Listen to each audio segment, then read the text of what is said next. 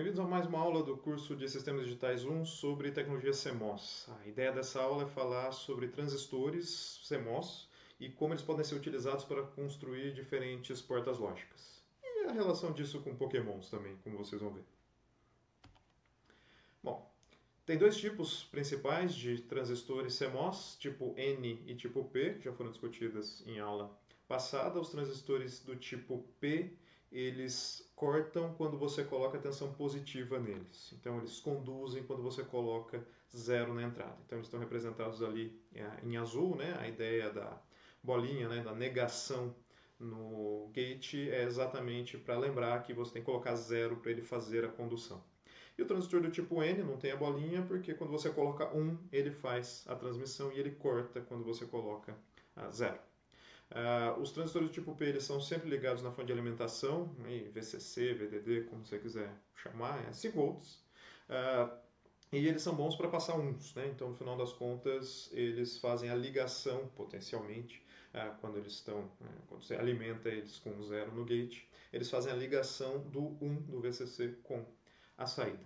E os transistores do tipo N eles são sempre ligados no terra, e enfim, aí o N você pode interpretar como negativo, neutro, exatamente por isso eles são ligados sempre no terra e eles são bons para passar zeros, né? Eles podem ligar a saída no terra. É importante essa construção porque isso tem a ver com a física por trás, tá? Tem a ver com a forma como eles conduzem eletricidade. Então não pode ligar o transistor P no terra, nem o N no VCC, via de regra. Então lembra disso para quando for fazer construções diversas. E bom, isso aqui que está construído é uma porta-note, né? A gente fez isso na aula anterior usando válvulas pneumáticas. Tem aqui exatamente a mesma construção agora com CMOS e alguns detalhes adicionais, quem está cortado, quem está transmitindo em cada um dos cenários. Então, se eu coloco zero na entrada, o que acontece é que o transistor P de cima ele vai fazer a condução e o N de baixo está cortado. Portanto, eu estou ligando a saída diretamente nos 5 volts. Eu entrei com zero, consegui 1 como resultado. E aqui tem só a representação disso como chave, né? Tem a chave correspondente ao transistor do tipo N fica aberta, a do tipo P fica fechada, portanto, conduzindo. E tem a outra situação, que é quando você faz uma entrada 1, nesse caso quem corta é o transistor do tipo P, e o N ele fica conduzindo, portanto a saída está ligado no terra, nesse momento em que você coloca a lógica 1 na entrada, você consegue 0 na saída, aí invertem-se as chaves que ficam abertas e fechadas. Né? Isso aqui não é novidade, a gente já viu isso anteriormente, como construir um NOT, mas vamos construir outras coisas. Né? Aqui tem só a representação, lembrando do NOT, como é que é a porta lógica correspondente, quem está aberto, quem está fechado em cada um dos casos. Na ideia de construir outras coisas, o que esse circuito faz? Então, o que eu tenho aqui é dois transistores do tipo P colocados em paralelo, ligados às entradas A e B, e as mesmas entradas A e B estão ligadas a transistores do tipo N, só que dessa vez em série, né, na região que está perto do terra. Tenta construir a tabela verdade desse cara e ver qual é a função lógica que ele representa. Eu espero, aliás, eu não espero. Pausa o vídeo e tenta resolver antes de eu dar a resposta. Se você construiu essa tabela verdade aqui, você fez corretamente. A ideia toda é que a única situação em que os transistores do tipo N eles estão ambos conduzindo e, portanto, a saída é ligada no terra é quando ambos forem 1.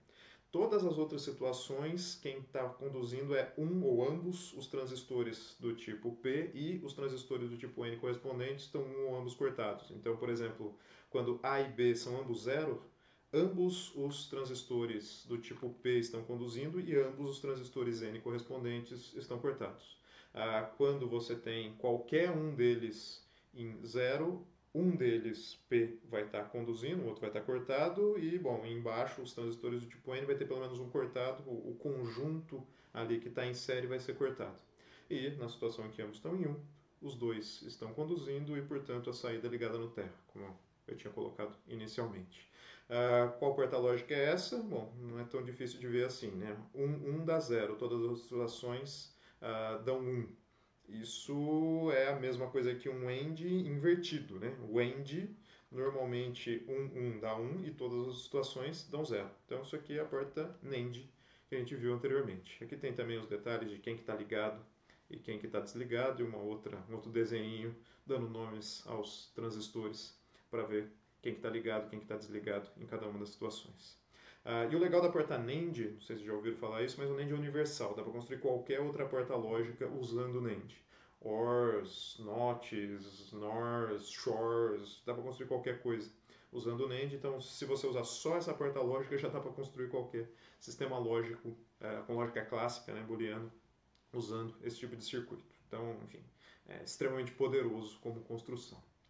Bom, esta é uma organização possível. Né? O que eu fiz é colocar os P's em paralelo um com o outro e os N's correspondentes, os transistores N correspondentes, as mesmas entradas, em série, embaixo, ligado no terra. E se eu fizer o contrário? Se eu colocar tanto o transistor, enfim, os transistores P's em série e os transistores N em paralelo, que é esse desenho aqui. Qual que é a lógica booleana que esse circuito implementa? Pausa o vídeo, tenta construir a tabela verdade, tenta ver qual que é a função lógica correspondente. Vai lá. Se você construiu essa tabela verdade aqui, você chegou no resultado correto. O que temos é a mesma lógica de antes, né? Só que agora tem a situação em que a único momento em que a saída está ligada no VCC é quando ambos os transistores do tipo P estão em 1. Então, estão ligados, né? Estão conduzindo. Então, no caso, é quando A e B forem ambos 0. Então, quando for 0, 0, os dois P's conduzem, os dois N's cortam e a saída é ligada no VCC. Todas as outras situações, pelo menos um transistor P está cortado e pelo menos um transistor N está conduzindo. Então a saída é necessariamente ligada no terra nessas outras situações. Se você olhar essa tabela aqui, ela dá 0, ela dá 1 toda vez que for 0, 0 e todas as situações ela dá 0 como resultado. Isso aqui é basicamente o NOR, né? É o não OR. O OR só dá 0 quando as duas entradas são 0, 0, todas as outras situações é 1, e isso aqui é exatamente o inverso disso. Então temos o NOR e aqui tem também a tabela mostrando quem está ligado, quem está conduzindo em cada uma das situações. Por que eu estou insistindo nessa história de série paralelo? Né? Os P's em série em cima, os N em paralelo embaixo, no caso anterior da NAND, os P's em paralelo em cima e os N em série embaixo. Porque se você não respeita essa questão de série paralelo, dá para fazer umas coisas meio esquisitas, como eu vou mostrar aqui. É importante essa questão de série paralelo por conta disso. Sempre respeite isso para não incorrer nos problemas que eu vou mostrar aqui. Temos aqui dois circuitos que não respeitam essa questão de o que está em série dos P's fica em paralelo nos N's. Então eu tenho na esquerda dois transistores do tipo P em série e dois transistores do tipo N também em série. E na direita eu tenho ambos em paralelo, tanto os P's como o N. Tenta construir a tabela verdade desses dois circuitos e ver o que acontece. Se você construiu esta tabela verdade para o circuito da esquerda, você fez corretamente. A ideia toda é que quando for 0, 0, a saída é ligada no VCC, porque os transistores P's estão conduzindo e os N's estão cortados, ambos. Quando você coloca 1, 1, o que acontece é que os transistores do tipo N, eles conduzem e levam a saída até o terra e ambos do tipo P cortam, também tudo certo. Agora, quando qualquer um deles for 0, o que vai acontecer, e o outro for 1, o que vai acontecer é que vai ter sempre um transistor P e um N em série cortado. Né? Um deles vai estar cortado. Ou seja, a saída não está ligada nem no VCC nem no terra. Ela está com um fio solto. Né? Não é exatamente isso que normalmente você quer numa lógica que pode ser ou 0 ou 1. Você tem uma lógica com três valores, né? Uma lógica com três state, 0, 1 e em cima do muro. Então, assim, fisicamente isso pode ser de interesse, a gente vai discutir mais adiante circuitos 3-state, mas você sai de uma lógica booleana, né, com dois valores, zeros e uns. Não dá para fazer exatamente matemática com isso, então não é algo que você queira normalmente. pode até ser, mas não é muito comum. Não é lógico, pelo menos. Não é uma porta lógica, simplesmente. É uma porta com um resultado físico interessante para algumas aplicações, mas não é normalmente o que você quer construir. Agora, o da direita é um pouco mais complicado do que isso. Se você construiu a tabela verdade correspondente, você deve ter chegado ao circuito Charmander. O que eu tenho é, quando for 0 e 0, os dois transistores do tipo P conduzem e os dois transistores do tipo N estão cortados. Então, tudo certo, a saída está ligada no VCC, vai dar 1 como resultado. Quando for 1, mesma lógica, né? Os dois P's cortam, os dois N's conduzem e, portanto, a saída está ligada diretamente no zero. Então, até aí você tem uma porta NOT. Agora, quando você faz 0,1 ou 1,0, vai ter um problema grave. Um dos transistores do tipo P vai estar conduzindo e um dos transistores do tipo N também vai estar conduzindo. Ou seja, você está ligando o VCC no terra por um fio de baixíssima impedância. Então, você está fazendo um curto-circuito. É a definição de curto-circuito. Seu circuito vai pegar fogo, né? No mínimo vai esquentar, vai queimar o circuito, enfim. Antigamente, quando no laboratório se construíam coisas com transistores, eu ouvi alguém gritando ai porque queimou o dedo, ouvindo uma pequena explosão, fumacinha, enfim. Desagradável, no mínimo. Não façam isso, né? O da esquerda provavelmente vocês não vão querer fazer, mas o da direita, com paralelo e paralelo, certamente vocês não querem fazer. É um circuito 0,1 ou bombeiro. Péssima ideia. E dá para construir outras portas CMOS fazendo outras combinações de transistores. Né? Por exemplo, como é que você conseguiria transformar um NAND de 2 entradas num NAND de 3 entradas? Pausa o vídeo, pensa um pouquinho e como seria a construção disso.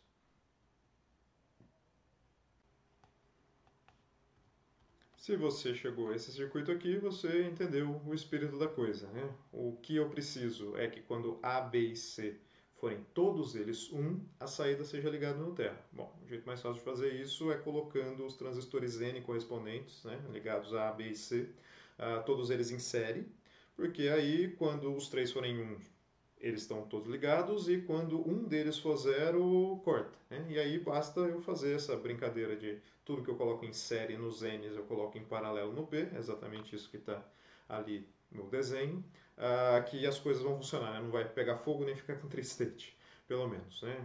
No final das contas, um dos transistores P's vai estar conduzindo quando um dos transistores N for cortado. E aí a saída é ligada no VCC. Então, não precisa ir muito mais longe do que isso. Só uma dica, o que aconteceria se eu fizesse o contrário, né? Pega os P's e coloque-os em série e pega os N e coloque eles em paralelo. Que porta lógica eu tenho nesse caso? Não é difícil, vocês já fizeram algo parecido. E, enfim, isso funciona, dá para construir circuitos maiores usando essa mesma lógica. Só tem uma parte chata. Aqui tem só a lógica de o que está cortado e o que está conduzindo em cada momento. A parte chata é um negócio chamado fan-in. Você não pode ir construindo uma quantidade gigantesca de transistores em série. Bom, você até pode, mas tem um problema, que quanto mais transistores em série você colocar, mais lento fica o seu circuito, porque tem que passar por todos os elementos ali da série. O sinal, né, a tensão, a corrente, vai ter que passar por todos os transistores. E mais do que isso, por mais que os transistores tenham baixa resistência, você tem um acúmulo de resistência entre eles, né, em série. Vocês lembram disso de eletricidade básica. Coloca resistências em série, tem uma resistência que é a combinação de todas as resistências. E isso aumenta a queda de tensão naquele ponto. E aí você pode acabar saindo da faixa que o CMOS opera, né? De 0 a 1.5 volts. Mas se você coloca uma queda de tensão de, sei lá, 2 volts, porque você colocou muitos transistores em série, você vai bater, então, mesmo que está ligado no terra, né? Você tem 2 volts sendo ligado num ponto que é a saída e, bom, 2 volts não é aceito pela lógica CMOS, né? Não reconhece nem como 0, nem como 1. Então é importante evitar essa quantidade grande de transistores em série, senão você constrói um circuito slowpoke. Vai ficar muito lento esse negócio e talvez sequer funcione. É bem como slowpoke mesmo. Então, como é que você faz? Né? Não, mas eu preciso de uma lógica com uma porta lógica com várias entradas possíveis. É simples, você pode combinar várias portas lógicas distintas, né? Enfim, as mesmas ou distintas para conseguir reduzir o funning de cada uma delas. Então, na prática, portas NOR dá para fazer com até umas 4 entradas de funning e NAND até umas 6 entradas. Ah, e se eu precisar de uma NAND de 8 entradas? Ué, não tem problema. Você pega duas NANDs de 4 entradas e combina elas usando lógica booleana. A gente vai discutir um pouquinho mais adiante, mas o importante desse meu desenho aqui é você enxergar que eu estou pegando duas portas NAND de 4 entradas, ou seja, são 4 transistores em série em cada uma delas, não são 8 transistores em série. Cada porta individualmente lida com a sua queda de tensão localmente, dá o valor lógico correto, vai razoavelmente rápido, né, por serem 4 transistores apenas, e na sequência você faz uma combinação lógica de outros elementos, aqui eu pus uma NOR e uma NOT, para dar exatamente o mesmo resultado de uma NAND. Não se preocupem por hora com, mas como assim, de onde surgiu essa NOT e essa NOR aí na frente? A gente vai trabalhar com álgebra booleana em aulas mais adiante, isso aqui vai ficar claro como fazer essas combinações todas. Mas enfim, essa é a tática de combinação de portas para lidar com a questão de funning. E, bom, ok, sei fazer NOT, útil, sei fazer NAND, sei fazer NOR, mas putz, NAND NOR não é mais fácil fazer AND OR, vou ter que trabalhar com NOT a mais, não dá para tirar esse NOT que está atrapalhando.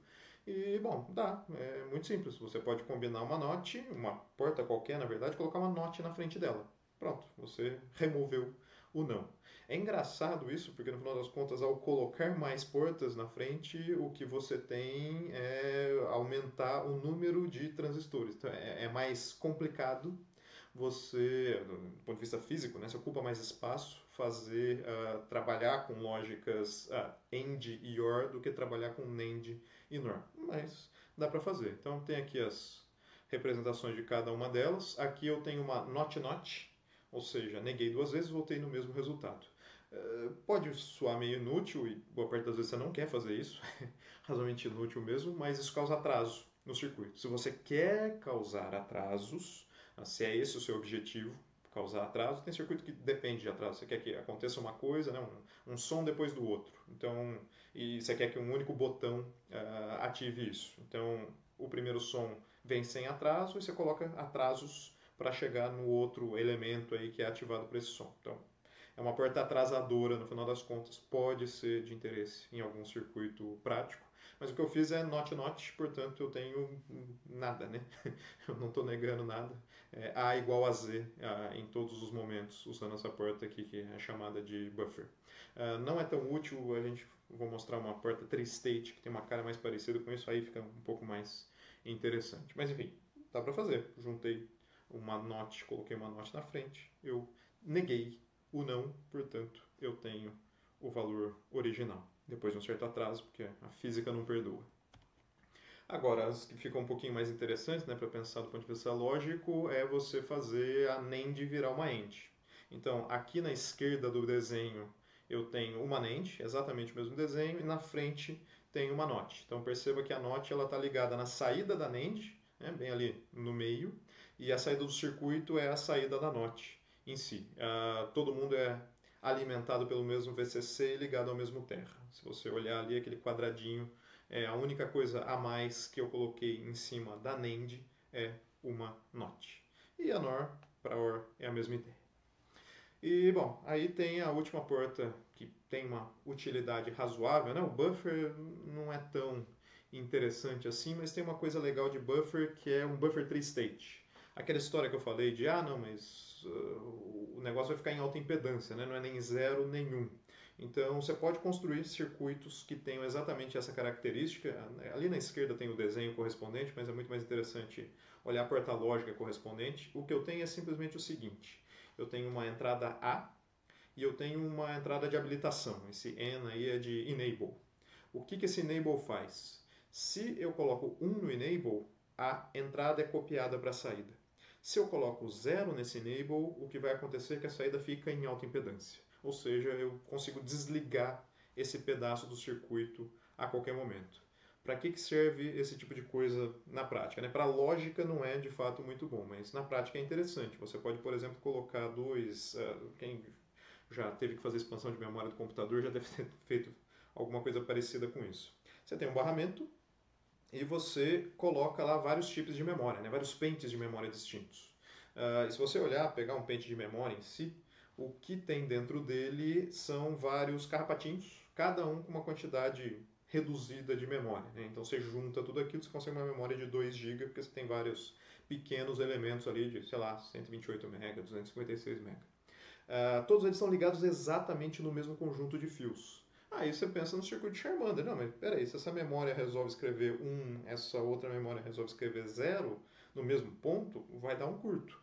Sim, vai dar um curto. Exatamente por isso que se usam sistemas, um circuito tri-state, porque aí você vê qual que é a memória que pode escrever no barramento e só essa memória vai fazer a escrita. As outras memórias todas, por mais que elas estejam energizadas ali, elas não fazem a escrita porque tem um barramento com habilitação tri-state, você simplesmente desabilita todas os chips de memória, exceto aquele que deve de fato fazer a escrita no barramento. Então é isso, é para você controlar o acesso ao meio compartilhado, e você quer ligar tudo no mesmo conjunto de fios ali, né, para não ter que fazer uma placa gigantesca, é todo mundo no mesmo ponto da placa. Só que você não pode deixar todo mundo escrever ao mesmo tempo, né? Os valores lógicos causariam curto, então uma entrada de habilitação que permite desabilitar todo mundo, exceto um, resolve os problemas de pegar fogo quando os valores lógicos fossem diferentes. Então, é bastante útil na prática, né? Não é um valor lógico exatamente, mas é bastante útil na prática. Tem alguns tipos de portas lógicas aqui, enfim, você pode fazer portas tri-state inversoras, né, como a C, ou pode fazer com enable negativo. Né? Então, quando eu coloco 0 na B ou na D, eu estou habilitando. Quando eu coloco 1, eu estou desabilitando. A A e a C, elas são com lógica de habilitação positiva. Né? Quando você coloca 1, elas permitem que a entrada vá para a saída. A diferença entre a A e a C, enfim, a e a B e a C e a D, é que a A e a B elas não invertem, não tem um NOT ali, né? Entra 0, sai 0, ou tri-state, ou alta impedância, e a C e a D entra 0, sai 1, ou alta impedância. Essa aqui é as diferenças de construção de cada uma delas, né? Depende de como você quer trabalhar no seu circuito, tem diferentes construções possíveis. Bom, aqui tem só um exemplo, né, no chip de memória, para quem nunca abriu um computador para ver um chip de memória, é isso aqui. Tá vendo que tem 8 carrapatinhos pretos? Eles estão ligados todos no mesmo conjunto de fios. Aquelas trilhas laranja que tem embaixo estão ligadas exatamente nos mesmos pontos de todas as memórias.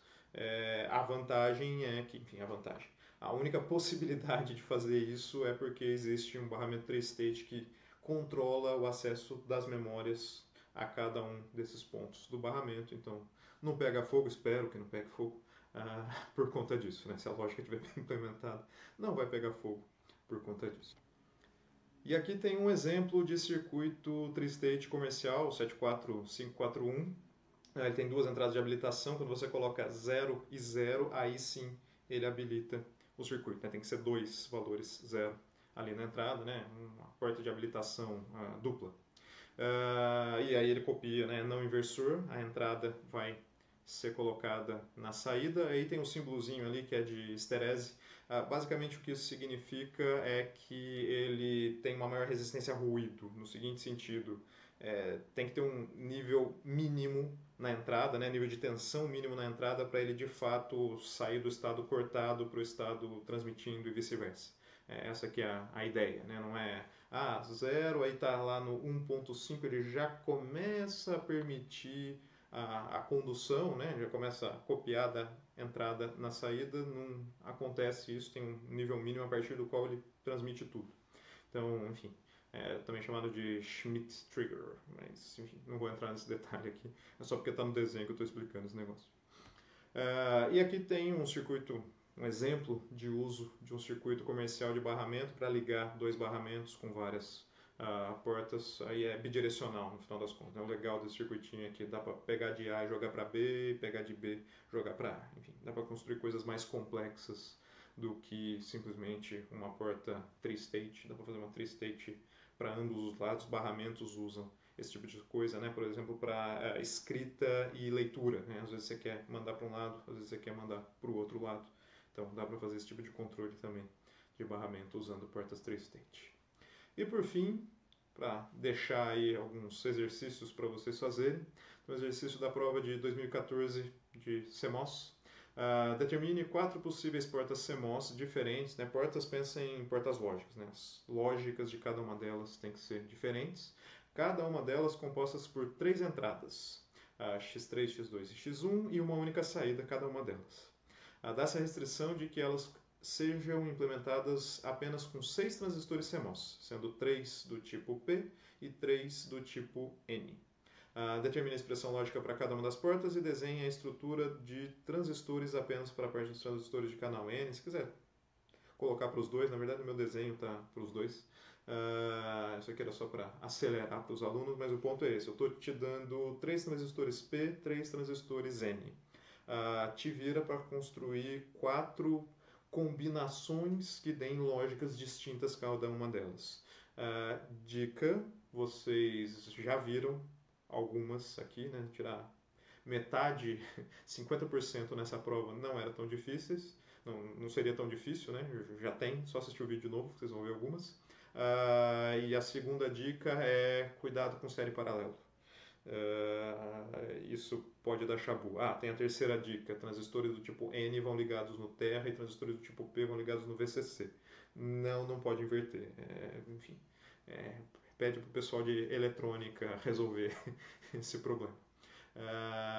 Então é isso. As dicas a gente faz em aula, tentem fazer antes, aí fica mais interessante. E um segundo exercício temos aqui algumas portas lógicas, né? Uma combinação de transistores. A minha pergunta é qual a função de álgebra booleana que cada um desses elementos aqui representa. Isso aqui talvez seja um pouquinho mais difícil de fazer, porque vocês ainda não viram álgebra booleana a fundo, é mais fácil depois de álgebra booleana, mas se vocês conseguirem pensar em série leva a ANDs, paralelo leva a OUs, que é exatamente a ideia por trás de séries e paralelos que a gente viu de combinações diversas, talvez vocês consigam fazer. A gente faz em sala, tira dúvidas também mais adiante. E é isso, deixo vocês com os exercícios para se divertirem e nos vemos na próxima aula.